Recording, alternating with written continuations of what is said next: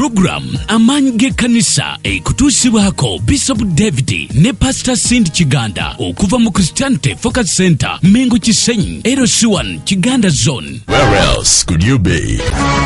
Now you have it. The voice of choice. Keep it locked on 93 Kingdom FM. Is Sani Kidesinayo. Mwenambala musiza mu linnya lya Mukama Yesu Kristo ne nebaza Mukama Katonda abalese. Nayogera nenkoma mu kkubo kye nayita the importance of protecting your testimony. Olwaleero ngenda kimaliriza ekyo mu linnya lya Yesu.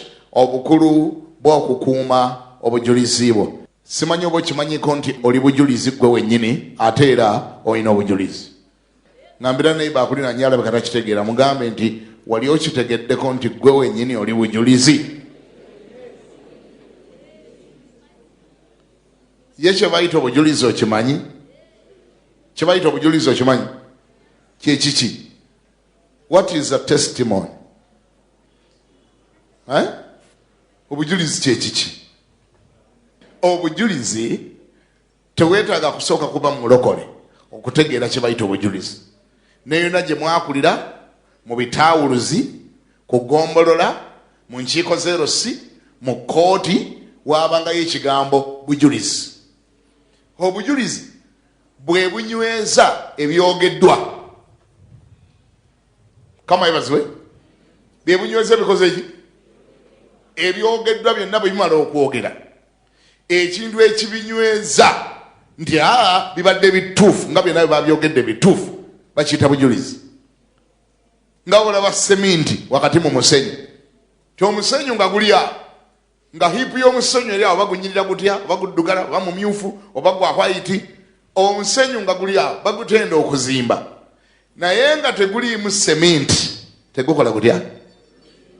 Seminti gwe bateeka mu musenyu ne gulyoka gukola ensaano ne gulyoka gukuva enkwaso n'olyoka ozimba ekintu ne kigumanga olwazi dwa seminti. Emboozi yo yonna gy'onyumya, ebigambo byo byonna by'oyogera ku Yesu oyo gw'oyagala ennyo ne by'omwogerako n'engeri gy'omunnyonnyolamu n'ebyogamba bye yali akoledde n'engeri gy'oyagala abantu bamukkirize, simanyi okiwulidde. Ekintu kyokka ekibinyweza byonna nga bw'omaze obyogera ng'olina bw'obinnyonnyola bakiyita bujulizi. Kubanga abantu bamala okuwulira nga Yesu bwali omulungi ennyo, nga Yesu bwalina amaanyi ennyo, nga Yesu bwawonya, nga Yesu bwalokola, baagala okuwulira gwe yakuwonya. Nnyonnyola yakuwonya atya, yakusangawa. Yesu alokola, gwe yakulokola. Ne Yesu yennyini bwe yamala obyogera byonna bye yayogera emyaka 3 n'ekitundu yamanya nti bigenda kubeera bizibu nnyo abantu okubikkiriza okuggyako nga waliwo obujulizi.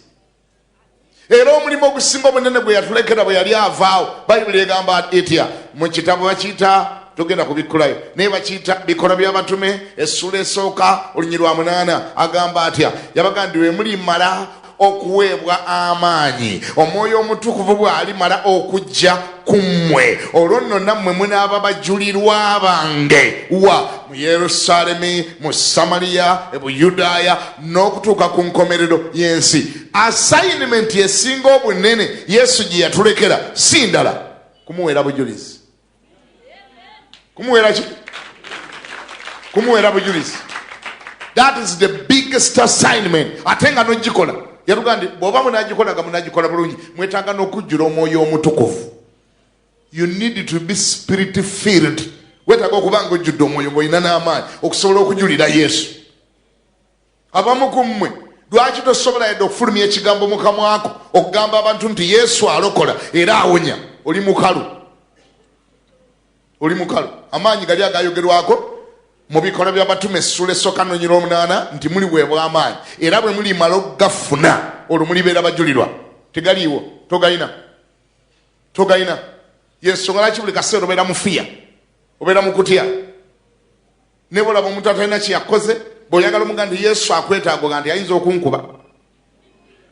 Mukazi tankubira awo liiro abwerere kambiveeko ebya Yesu kasira tebabituma nze nzekka abalala bali mubuulira bwali singana Bishop Kiganda ali mubuulira leka sikuba liiro abwerere nga talina kyakoze ne bwakutunulira butunuzi bwali nga muli mu takisi mwe bitosobola kuvaamu kigambo kimugamba nti Yesu alokola era akola atya? Awonya. ate ngedda walina obuvumu obubakwana.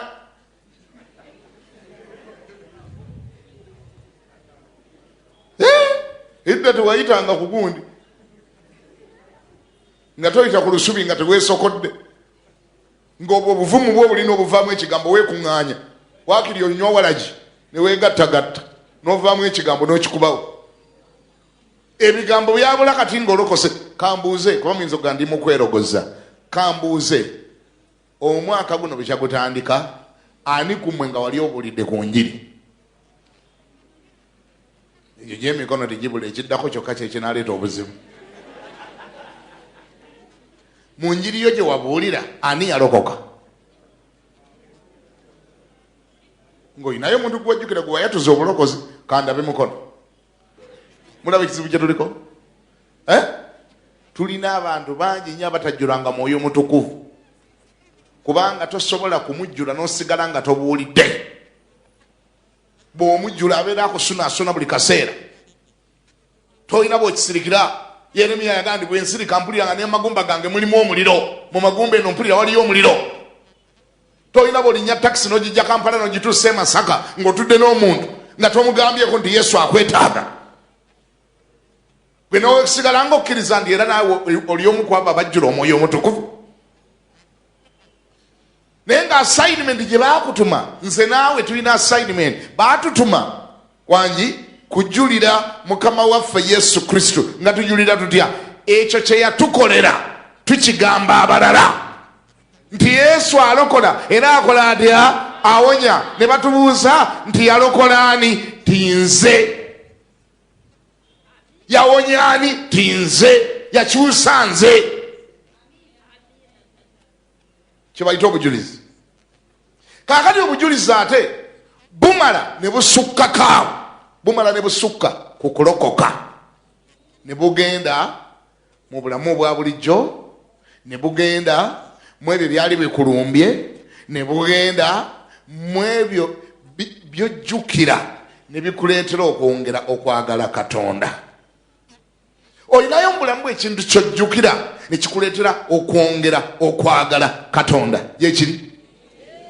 Omanyi lwaki Katonda yakikola? Yakikola oyongere omwagala.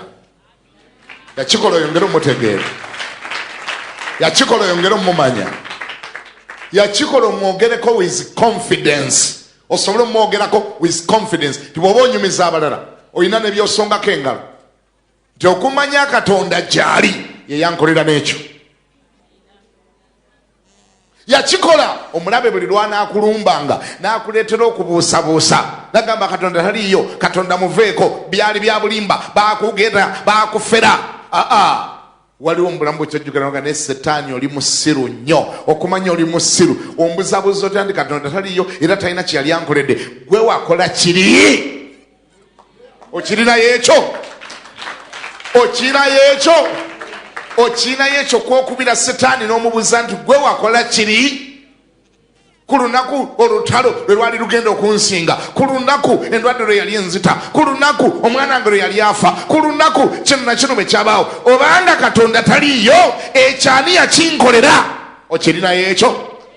Bw'oba tokifuna nga nkikusabira kikubeereko mu linnya erya Yesu. Ngambako nti amiina. Ekibayita obujulizi. Era ye Setaani amanyi amaanyi gaakyo. Ebimu ku byokulwanyisa byatulekerwa ebikuba Setaani n'agwa kyabugazi bakita testimony, bujulizi. Era Bayibuli egamba etya? Ebyamuwangula byali eni. Bamuwangula lwaki? Nabo bamuwangula olwaki? Olw'omusaayi gw'omwana gw'endiga n'olw'ekigambo eky'obujulizi bwabwe. Kubanga buli lwabanga ajja ng'agenda kuwangula ng'akutaddemu okubuusabuusa ng'alinga akwerabiza ng'akuvuluga n'omugana naye Setaani oli mulimba nnyo, Katonda singa taliiyo ani yankolera kiri? Va mu maaso gange mu linnya erya Yesu. Obujulizi bwe buwangula Setaani. Kyova olaba Dawudi bwe yasemberera Goliyasi. Wangi? Goliyasi yakosa ebigambo bwe biti. N'amugamba nti gwe kavubuka gwe mbwa gwe.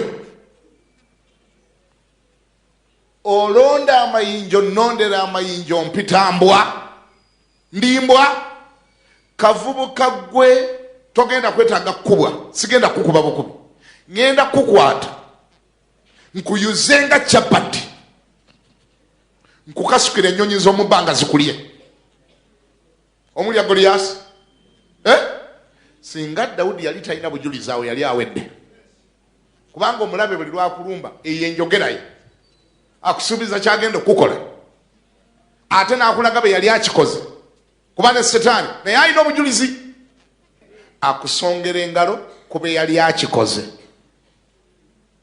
n'akusongera engalo kuba agwa n'akubuuza gundi gwali omusinga obulokole nga yaleekaana nga mukyaki wano nga yabbanga engalo nezivuga akabaawo nga yayisangamu akalobozi ne kasingako abantu bonna abalala olaba kati ali kunguuli anywa yagwa gwe gwali ne Setaani naye atambulira ku bujulizi alina basongako engalo gosinga nammande wano ayafuna olubuto ayakubanga akalakya mu praising wa ogenda okujjukira nga mutuufu nammande ayali akusinga obulokole bamutikka olubuto ate nga lwa musiraamu awo nokka akalakya nekakendera mukanoga kaŋŋenda empola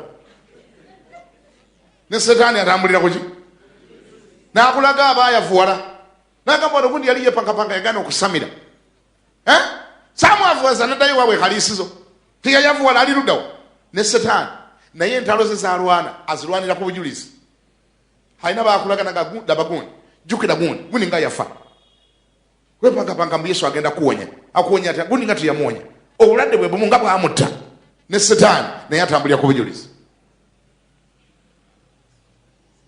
Dawudi bwe yawulira ebigambo ebyo nga Goliath abyogedde ebimugambye agenda mukuba Dawudi n'agamba Goliath nti sebo gwe ozze gye ndi n'olunyago n'omuggo naye nze nzize gy'oli mu linnya lya Mukama Katonda wange omulamu n'olwekyo sinze nzija tondaba wano olw'obumpi bwange n'olaba sayizi n'oginyooma sinze nzija Katonda yajja sinze nkulumba Katonda yakulumba gwozze na lunyago ozze na mugo naye nze nzijja mu linnya lya Mukama Katonda wange omulamu Katonda wange oyo uli abo yagattako uli abo amugattako Katonda wange oyo tanjiwangako namugirayo obujulizi namuga Katonda wange oyo tanjiwangako ulira ekyaliwo bwe nalinga nnunda ente za kitange eddubu yava gyevudde nejja neekwatamu emu Katonda oyo gwe ŋŋamba nampa amaanyi nenkuba eddubu nenditta nendisuuza endiga ya kitange olumu empologoma yajja nekwata embuzi mu kisibo kya kitange nagikuba nenjisuuza embuzi empologoma negenda Katonda yampa amaanyi agakuba eddubu Katonda yampa amaanyi agakuba empologoma agenda kumpa amaanyi naawe ngenda kukuba kama nti amiina kimu kye neewonya Katonda ebbanga lyemmaze nga nkolagana naye ebyo Katonda byayagala okuwulira wangi bwe waba ngaliyo emboozi Katonda gyanyumirwa okuwulira Katonda anyumirwa okuwulira emboozi ng'eva mu kamwako ng'eyakinolojinga ng'essaamu ekitiibwa ng'ejjukiza ng'eyatula by'omujjukirako bye yali akoze bye yali akoze atya bye yali akoze Katonda ayagala okuwulira nti okyajjukira bye yali akoze mu bulamu buno olaba naffe tuli bantu tewali ku ffenna abali wano atayagala kuwulira nga bamwogerako bye yali akoze bwe bayogera ku byewali okoze naddala nga byali birungi owulira nga bikuzzaamu amaanyi bwe kituuka Katonda kisukka nti ne bwaba tabadde waakukukolera ne bwaba essaala tabadde waakujjanukula ne bwaba tabadde wakulwanira n'olutalo olwo gwe kasita omulaga nti okyajjukira bye yali akoze agolokoka ng'obwedda kubanga tayagala kussa standard tayagala kukka standard ayagala okukuuma standard ng'eri wali waggulu erinnya lya Mukama libazibwa abooluganda kikye nazo okwogerako olwaleero kozi wabikudde wa wangi Yokaana 12 agamba bw'ati njogera ku bukulu bw'okukuma obujulizi bwo awo 12 olusooka awo bwe zaali nga zisigaddeyo ennaku 6 okutuuka ku Kuyitako, Yesu n'ajja e Besaniya ewaali Laazaalo oyo gwe yazuukiza mu bafu. Yesu amanyi okulambula ku byamagero bye, tabiragajjalira. Afuna akadde n'ayita gye yaleka ekyamagero, nabo bakikyatemya, ekyamagero bakikyatunula. Ayitayo n'ayitayo ng'agenzeewa, awo ne bamufumbirayo n'emmere ey'ekyeggulo n'emaliza n'aweereza. Naye Laazaalo n'ab'omu ku abo abaali batudde naye ku mmere. Ebyo ebiryawo byonna mbibuuse ngenze ku lwa 9. Awo abakopi ab'omu Buyudaaya ne bategeera nti gy'ali, ne bajja si ku lwa Yesu yekka, era naye balabe ne Laazaalo gwe yazuukiza mu bafu. Gamba nti abo mbawulidde. Obawulidde abo? Waliyo abookubiri abaaliwo abajja baali ba mirundi 2. Abajja baba ba mirundi emeka? Abajja nga bajjiridde Laazaalo ayazuukizibwa okuva mu bafu. Laazaalo, who is your miracle? Laazaalo, who is your testimony? Abamunoonya ba mirundi emeka? Anoonyezebwa 2. Waliwo abaagala omulaba beewuunye, waliwo abaagala omulaba batendereze Katonda, waliwo abaagala omulaba gendi Katonda wange bino Katonda byakola.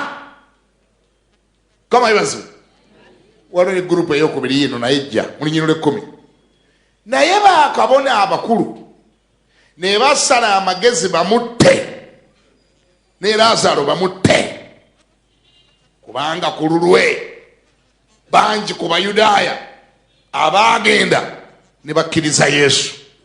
Abo nabo we bali.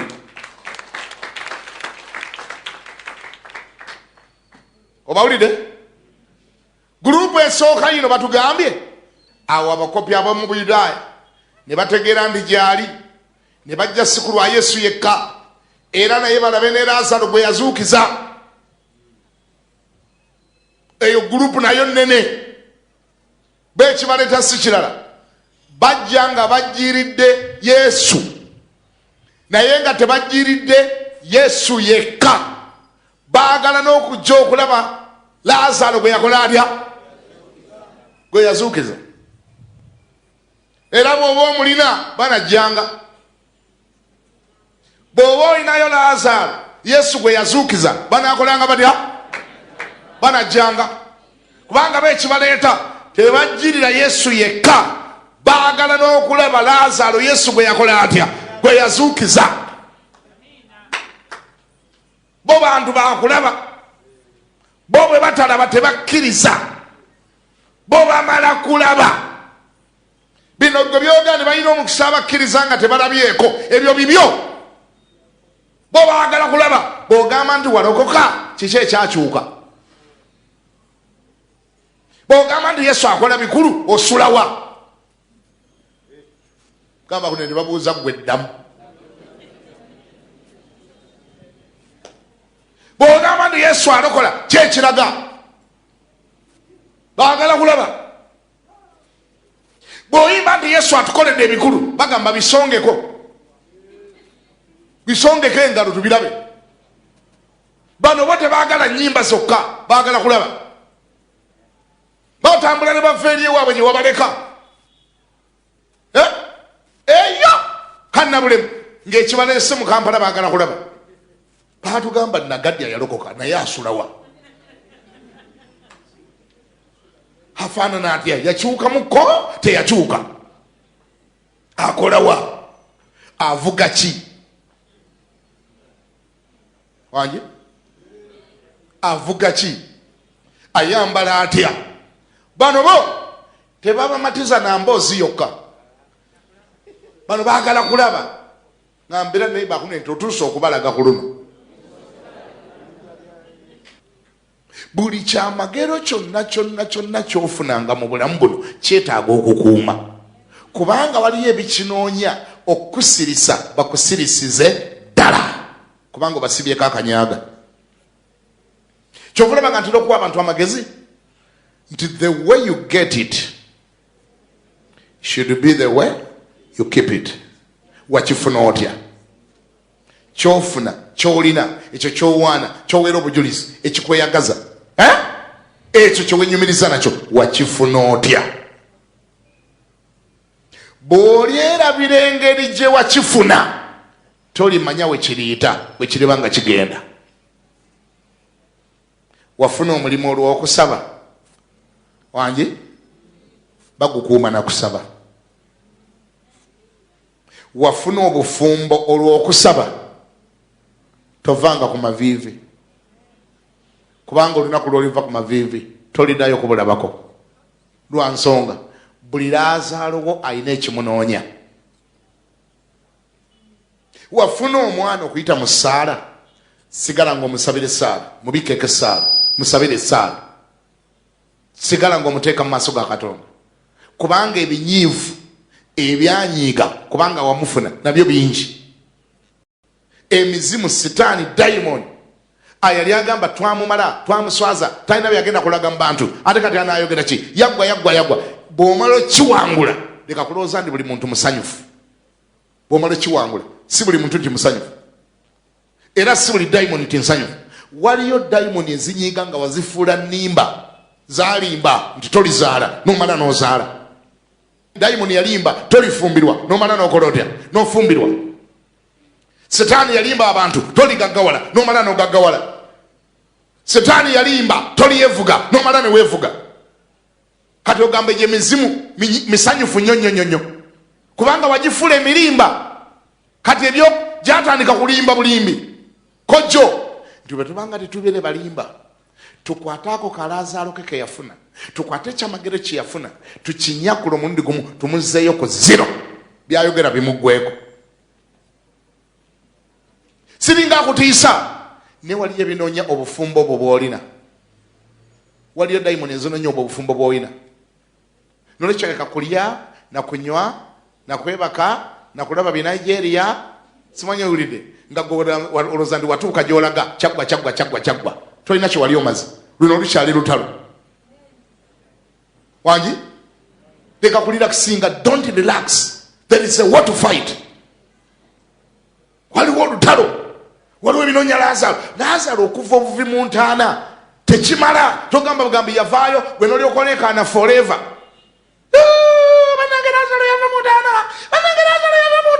Bw'omala okulekaana ng'omaze okuwa obujulizi genda ku maviivi bikka Laazaalo mubikka omusaayi gwa Yesu. Ali awulya ngambeko nti amiina. Ekyo olw'okubanga abaana ba Katonda bangi nnyo tebakimanyi y'ensonga lwaki bangi kubo bawa obujulizi ku Mande nga ku Friday tasobola buddamu. Sitaani yabufuumudde, sitaani yabukubye ebbusu. Bangi bawa obujulizi mu January nga mu December tasobola buddamu. Bwafuumuuka bwagenda kyekyaliwo Abafalisaayo Laazaalo baamotta era ogenda okuddayo muwulira ayabawa obujulizi luli bwaddamu okwata microphone. Abooluganda Mukama yebazibwe era ntuzambalire mukyalabe ennaku zino oli bwe nabawa obujulizi agenda okuddayo ng'ate akatale kayidde omuliro kati nno laba oyo teyategeera nti Laazaalo bamunoonya.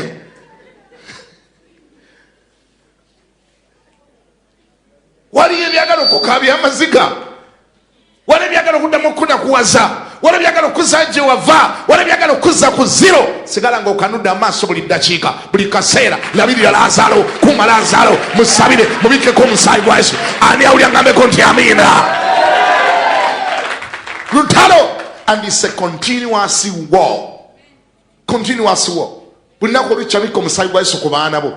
Omwana wamuzaala kuyita mu ssaala tomujjangako essaala, tomujjangako essaala, mubikkeko essaala. Lwaki? Naawe otegera gye wamujja. Mwana wa ssaala, mwana wa kyamagero.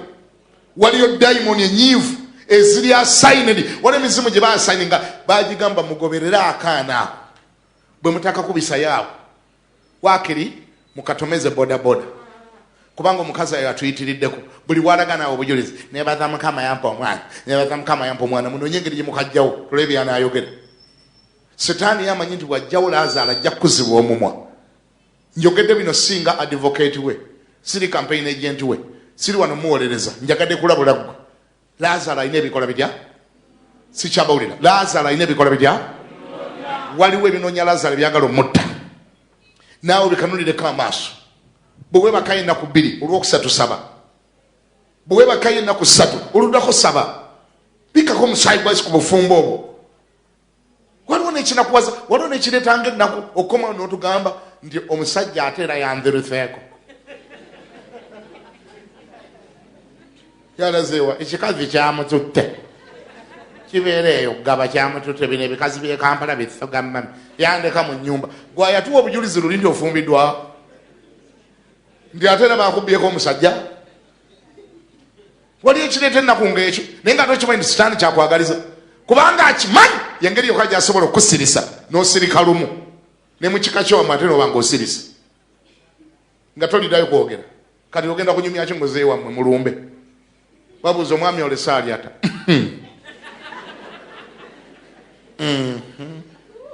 Bizibu. Ng'ate amawulire gaabatuuka dda nti awo sigalo yakubbako omusajja. Aga nina bweteme bannange oba nabweteme aliko kisiraani ki. Era awo sigalo nyini ate yamubbako omusajja bannange nabweteme. Gamba yakulira nti Laazaalo yeetaaga okukuuma. Obwo bwe bubaka bwo weefulire kopi ya DVD, VCD ne audio CD. Obubaka buno busange ku Focus Media Sales. Zino ze programu zaffe eza buli wiiki wano ku Christianity Focus Center buli lwa Sunday okuva ku ssaawa 12 mpaka ku ssaawa 2 ez'okumakya ebeera Bible School, okuva ku ssaawa 2 n'eddakiika 10 ebeera Morning English Service, olwo ku ssaawa 4 mpaka ku ssaawa 8 n'ekitundu ebeera Main Service, ku ssaawa 10 mpaka ku ssaawa 1 ebeera Deliverance Service. Midweek Service buli lwa kusatu okuva ku ssaawa 11 n'ekitundu mpaka ku ssaawa 2 ez'ekiro. Lunch Hour Service Monday mpaka lwakutaano okuva ku ssaawa 6 mpaka ssaawa 8 e Nakasero ku State Lunch Hour Building opposite Nalu Arcade. Tusange Mengo Kisenyi LC1 Kiganda Zone. Okumanya ebisingawo weereza obubaka ku email address cfc@christianityfocuscenter.org oba osobola okuba ku ssimu noti 4 25 14 84. Christianity Focus Center, the solution ground. Where else could you be? Now you have it. The voice of choice. Keep it locked on 93 Kingdom FM. Is Sonic Designayo.